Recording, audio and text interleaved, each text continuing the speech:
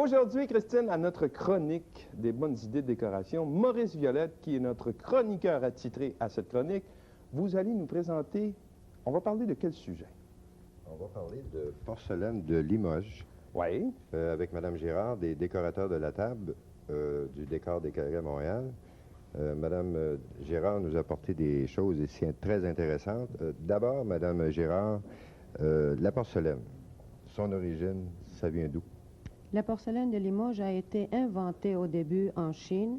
Elle a été transportée en France du temps de Louis XIV, Louis XV, parce qu'ils importaient la porcelaine.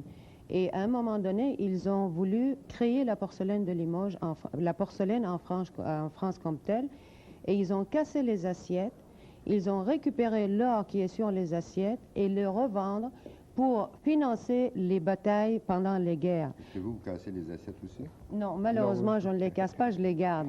Et après, ils ont fait des études pour trouver quels sont les ingrédients qui font que cette porcelaine est tellement fine et renommée.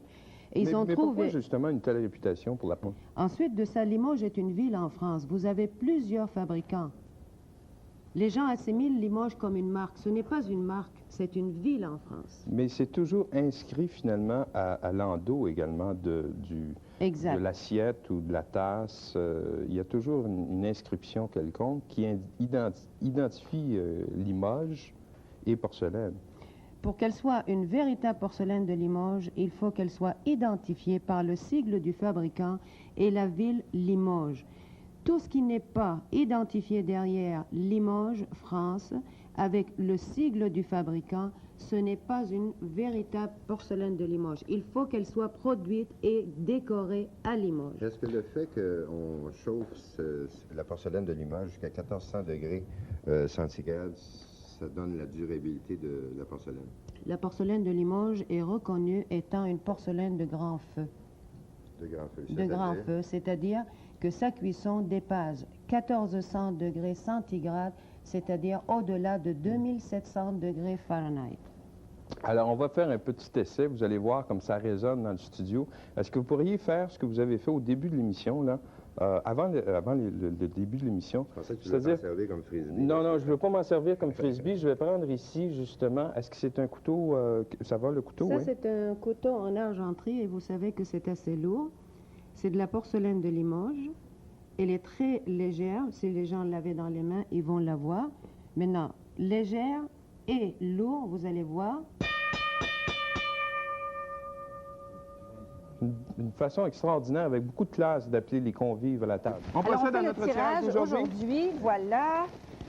J'y vais, voilà. De quelle région ça vient cette semaine? Je pense que c'est de Saint-Constant. Hein? Saint-Constant, c'est sur la rive sud de Montréal. Voilà. On a tiré le nom de Hélène Gingras qui habite Saint-Constant. Alors, Madame Hélène Gingras, qu'est-ce que vous gagnez cette semaine? Cette semaine? Oui. Qu'est-ce qu'on gagne? Qu'est-ce qu'on gagne cette semaine? Alors, cette semaine, on a toujours nos bons d'achat. Notre bon d'achat de 250 offert par la compagnie Stimatic. On a notre certificat cadeau de la compagnie Train, applicable sur l'achat d'une pompe chaleur.